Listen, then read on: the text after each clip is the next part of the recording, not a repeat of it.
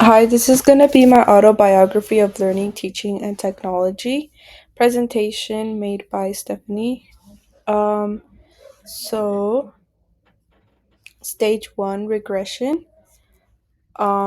So a little bit of background information. My father, he worked at Smithfield, and he has been working at Smithfield for as long as I can remember. My mom did have a variety of jobs. For example, she used to work at an animal food plant. But then she went to go work at WIC, where she translated for um, people, uh, more specifically like Spanish speaking individuals who needed WIC, and she would help like break those language barriers. And then lastly, what she is doing right now and currently has been doing for a while now is that she is a St. James head cook in St. James is a school. My older sister, she has been working customer service at UBT Bank. Um, she recently just graduated last year with a bachelor's in international business. Um, and I am currently a UNL student. I am also wanting to get a bachelor's degree, just like my older sister, so she has kind of been of a role model to me. Um, which is her right here. This is my sister. That's me, my mom, and my little sister, and my um younger brother. My younger brother, he's currently a Crete High School student. And my little sister, she's a kindergartner um, at St. James Catholic School. Um, and then, in addition to background information, I am a daughter of Mexican immigrants. And a few things that, and like the reason that I listed these is because I feel like this is what plays into my role with technology and what I grew up um, like knowing technology. Like for example, I was low income, um, and so I was very limited to the technology that I have now. I mean, back then. Sorry. Um, I was born and raised in Crete, Nebraska, and the reason that I put this was because um, it is a predominantly white town, and so it was really hard getting to like um, to have the same resources as other children had while I was in school because I didn't have that due to the fact that I was low income and some of the other kids were not low income and actually had enough to get them by. Um, and so I love technology. I loved watching TV when I could. Um, I say this because I didn't get enough like TV watching just because my father, like, we only had one specific TV, and in that TV my dad would be watching either soccer or watching the news or watching some sort of television series. Um and that's why like I hanged out with like a lot of the neighborhood kids, and I would always be playing outside instead of being inside. And I didn't even have a tablet because, like I said, we were low income. Um, and since I didn't have a tablet, I didn't also have a computer. So when we had computer time or computer class or like that specialized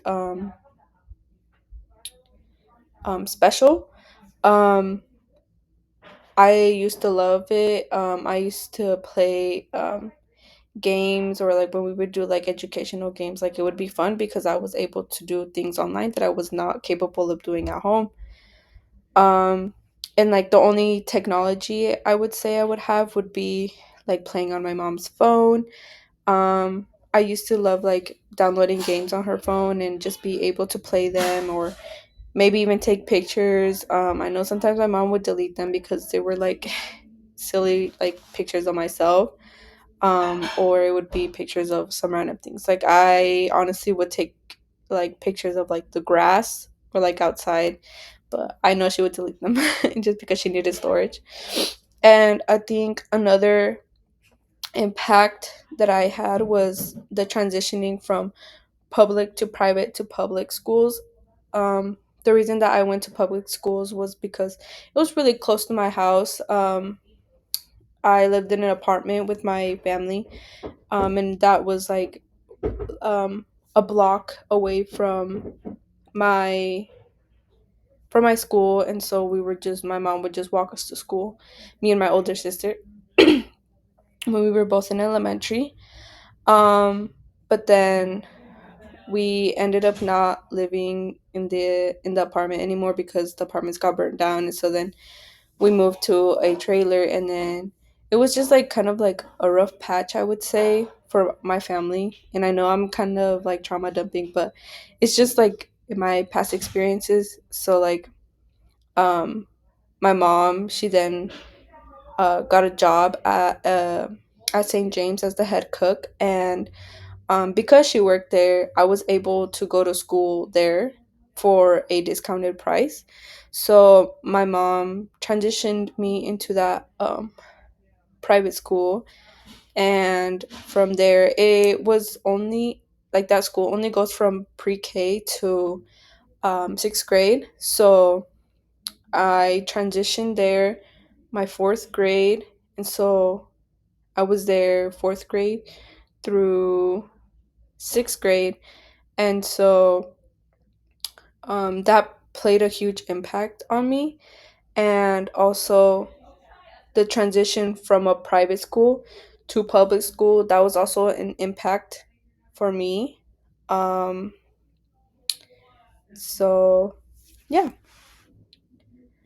um the public elementary, as I mentioned, we had uh the technology that I could think of was whiteboards, smartboard, computer, keyboard, or like headphones that we would use for those, and books and materials. Um, for whiteboards, we were like able to learn and like be actively engaged when we would do like either an activity, or when we would play even a game, or when it came to learning a certain subject. Like we would always be in content with the whiteboards, and we would always try to utilize the whiteboards as much as I could. I mean, as much as our class could. um and then with the smart board, we did have smart boards, but we didn't use them as much, just because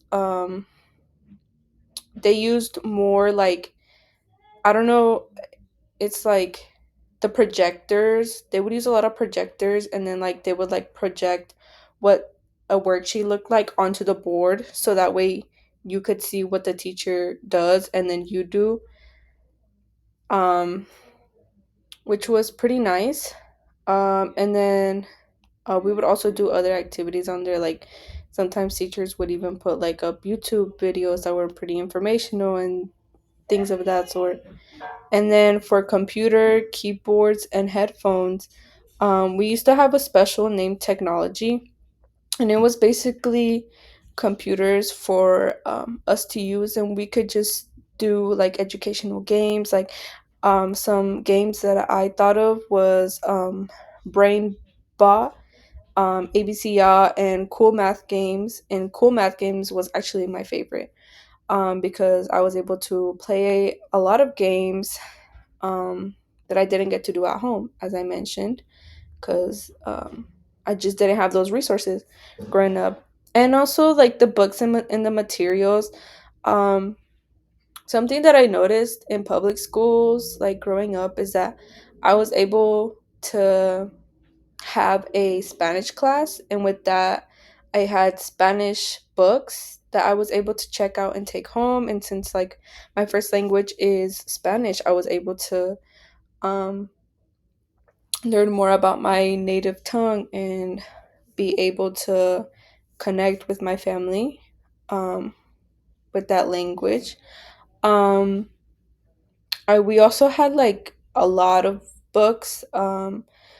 We had a big library, and it was old books and up to the new books, and I really enjoyed the new books. And I would say the materials as well. Like for example, like those clocks in the example, like I remember having those and having a lot of more materials for like either math class or like such as like flashcards and um for like reading we would all have like photonics flashcards and things of that sort. And I feel like the main reason that I was able to have that was because like public schools had government funds, and they also had like a boosters club that gave like students better opportunities for like material wise um, as they learn in the classroom. Meanwhile, when I went to St. James, it was a little bit more different. um, for example, um, we didn't have whiteboards, we had chalkboards. And um, it was something new to me because I would never think that I would be using chalkboards if I were to go back into fourth grade year me. Like I would never think that I would actually be using chalkboards or anything of that sort. But um but like St. James Catholic school, that school was very what should I say? It was very um we were very resourceful. We would always be reusing things. Like let's say that we had a blank page of paper, like, and we only used one side. We would always use the back of that blank page and use it for something else, something more useful. Um, we also had a smart board, but it wasn't as advanced or as new as the ones that we had in the public schools. Um, and we usually use the smart boards just like the public ones. Like we used it for when we did lessons or when would take notes or lecture, I should say, um, and like activities as well, or when we would watch videos, um, like informational videos. And then we also had a little bit of technology class, like with the computers, but instead of computers, we had iPads and with like keyboards and headphones. And they would always try to make us like type a lot of things. So that way we were able to type better and utilize typing because they always told us that we would need it for in the future. So that's just what we did. And for computers, it was mainly just like teachers and staff only. Just because like they were limited, and like I said, like I don't want to call them like kind of cheap, but like we had limited resources. um so not a lot of what students have now in St. James is what they had back then. Um, because I think now when I went to go like to the open house where my little sister goes, like they do have computers now. They don't have iPads. I think they still obviously do have the iPads, but I think they use them for like other things, maybe like group projects or like when the whole class has to use the iPads, like they'll use them or things like that. But yeah. And then when I went to middle school, same as last time, we also used whiteboards. We also used smart boards. But one thing that did change was Chromebooks, um, which was new to me because everybody already had their Chromebook in sixth grade. They already had a Chromebook, and I went in seventh grade, and like that middle school is from sixth to eighth grade. And so um I got a new Chromebook, and I was pretty excited because I've never had a Chromebook. I've never had a computer like that. So it was like a new adjustment. Like I was introduced to a lot of like applications. I was introduced to like Google Classroom, which was one of the main things that I had to get familiarized with. I also had to do with Google Slides, Google Docs, Google Forms, Google Drawings, basically all that Google wise. And I was also like introduced to like um Prezi and like um Canva, and just to like decorate and like, or like for presentations, or like for something like that. um and for material wise, there was a lot more like electives, I should say, or like specials that you could take. I was involved in band and I have played the clarinet, and so like being able to um be able to have those opportunities um was honestly really fun. And like they also had Spanish classes, because in St. James they didn't have any Spanish classes, they didn't have any band classes nor choir. I guess we did have a little bit of choir, but it wasn't just like for a specific like grade, it was for all the grades to sing the same exact song. um and we would also have like materials wise, like I remember in fourth grade actually, St. James had us these calculators, and none of the calculators were actually turning on and working.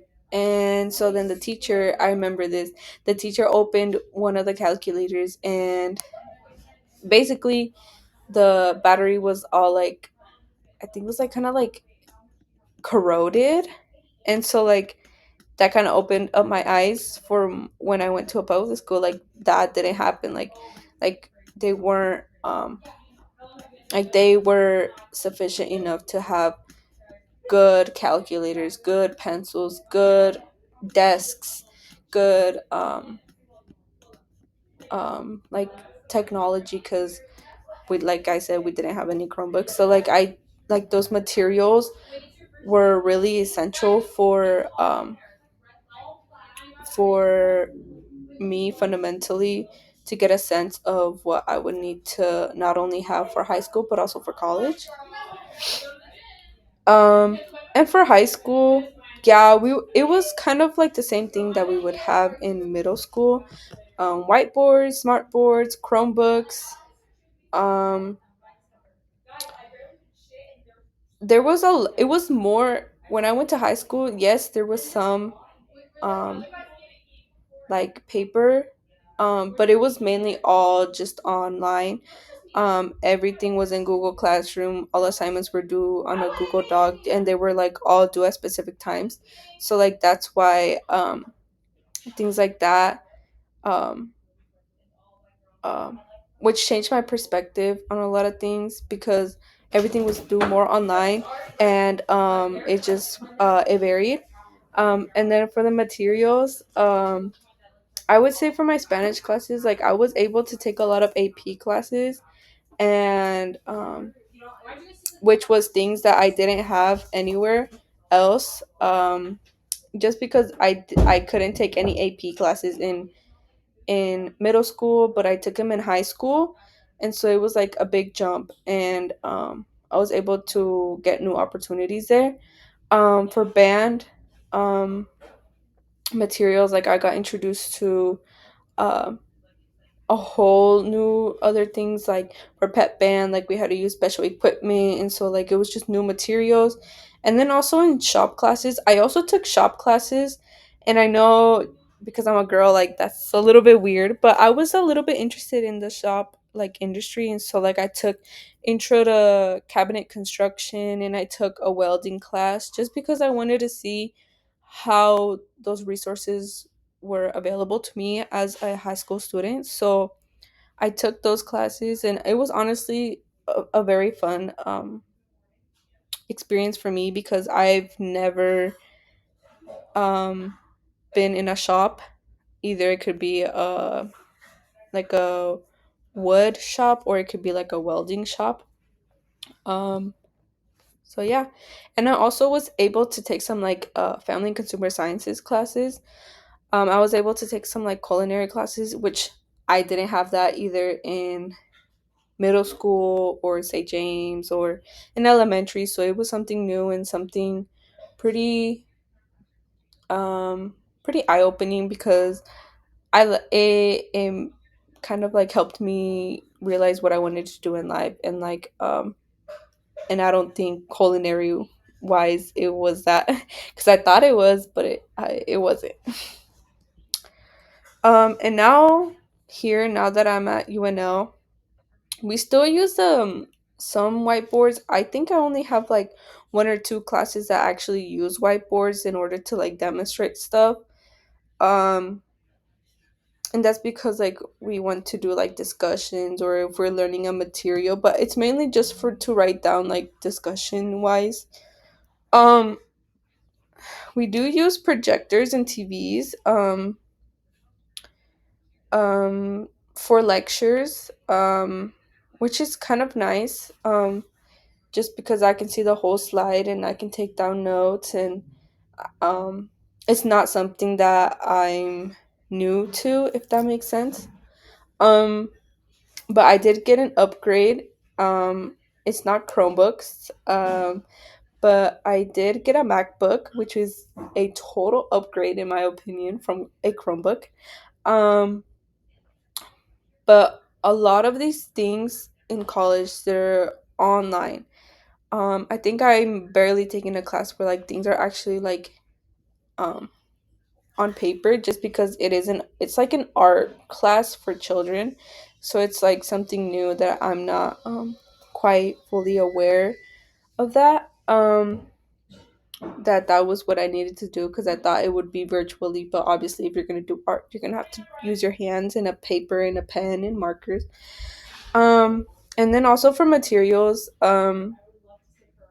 like yeah, we did in high, it was a big change from high school. In high school we used Google Classroom, um and like all of these other things that were a bit useful, but they I never was introduced to Canvas. um I was only able to do I think it was like dual credit for a class which was an intro to early childhood education through SEC, which was like a SENCAP class, and I only took one just because that's the only I was only fortunate enough to take one because of my schedule during high school. Um, because I took some AP classes. Um, So I was introduced a little bit into like what I would expect into college, but not as much as when I actually started college. And because I say this because I had to transition from like Google Classroom and SEC the Hub and like all that to Canvas to Word Doc to Teams to Outlook to UNO websites. And like by UNO websites I mean like booking a study room, booking an appointment with your academic advisor, or just things like that, or like checking out a book, um, accessing a textbook online, things like that. There was something like that I had to uh, learn um, and be active in those materials, and had to learn how to navigate those materials. So which was pretty um, um, something cool, I guess. Just something like new to adjust to. Stage two is progression. Um, so what I want to do in the future is um, is to be a teacher. But more specifically, I'm majoring in inclusive early childhood education, which is birth through third grade, and also like special education um, through those ages. Um, I want to be able to create like a classroom where technology is like not a barrier, but rather a tool that students that can help like guide students to succeed. I want to um I want a future where like there's smart boards or Chromebooks or um iPads are used along for like hands-on learning. Like I want to try to like incorporate like apps, music, videos and interactive like activities and meet like the children's in like where they are at. I also want to make sure that like special education students also have the access to like the materials and tools that fit their needs, and this could vary from like assistive communication devices and um to like adapted versions of like learning apps. um I also kind of like want like a future where I can understand the difference, and I think I have a little bit of this sense. Like I want to know like the difference between like the private and the public resources. um and like I understand that actually. Oh wait, I'm trying to think of the words. Like I understand like the difference between public and private schools like resources, but I try not to like let those differences stop me from advocating for each individual child. um I want my classroom to feel like it's a space where a child, like no matter the background or no matter disability, no matter the language barrier, but that they have an access to a meaningful and supported like technology for that fits best for their learning. And in these pictures, you could see a picture of a girl in a chair, and she's using the tablet to communicate, and so as well as the little boy who's also using the tablet to communicate. And then stage three, which is analysis. Oh, okay. So looking at my past and to my present, which is now, I noticed that technology has always been present in my schooling. Um, but like for the forms, like with time, from chalkboards to computer labs to Chromebooks and Canvas, there has been a um like a progression towards like digital learning. Um, right now in like my teacher um education, like I want to see how my past shapes my present. um like I know what it's like to have a few resources like that I had in St. James, and I know what it feels like to have like the benefit from the boosters club or like from government funded technology that I had in public schools. And like today I want to use like technology daily in my coursework and practicum experiences. Um, and I feel like I can do this because of the practice that I've have been doing. Like for example, like I put a picture of an IEP here because I have been involved in an IEP before in a practicum, and I had a student um who had PTSD and how to approach her. What does she need? What does she need to take breaks? Does she have a little corner for her for she's when she feels a PTSD trigger, and all that. And I've also had like some special education classes um, that helped me um, navigate like through the um, digital like learning technologies that a lot of people, I mean not a lot of people, a lot of students need throughout the classroom. Part four with the synthesis. um, after like writing about my past, present, and future, I clearly see that like technology has always been a part of my learning journey, but access and equity have not always been equal. Um, that's why, as a future educator, I want to be intentional and actually be teaching technology like with a purpose. Um, I want to like implement smart boards, um, and like devices for general and special education, like classrooms, um, such as like iPads, Chromebooks, or like any interactive online resources, um, because they're effective.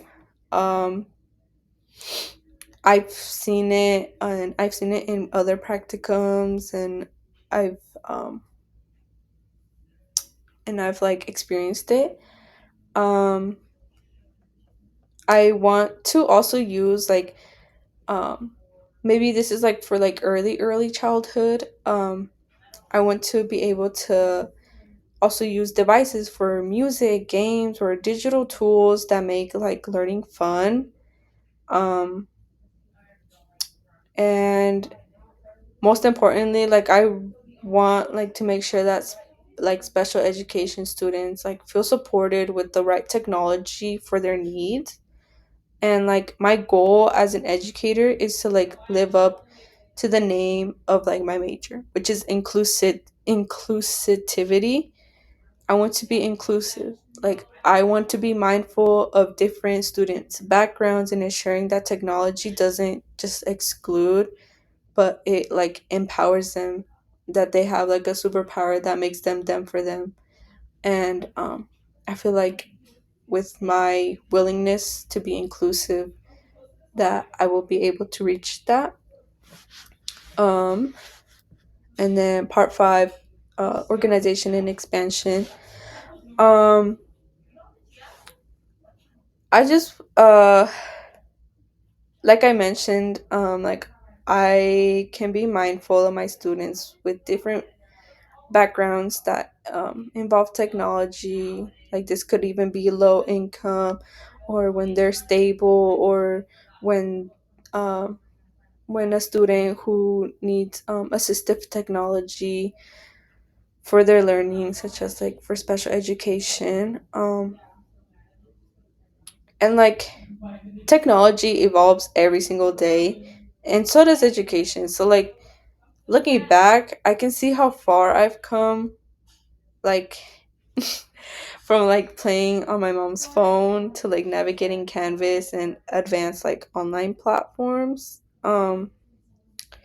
Looking forward, like I want to use my knowledge and my experiences to like create a classroom that is equitable, or like just like equally, um but not just equally, but like actually that does a purpose, and like engaging and inclusive. um Education is both important and a privilege. um with the support of my coursework and like my practicum experiences, like and technology tools, like I feel like I'm ready to build like classroom where all students, like regardless of their background, can thrive and that they can achieve their goals. And like something um that I also want to put out there before um I conclude this, is that before I did this presentation, I actually wanted to do the Google Classroom certification. And and what I thought about this class is that it focuses on a lot of good technology, and it will help me in my teaching career.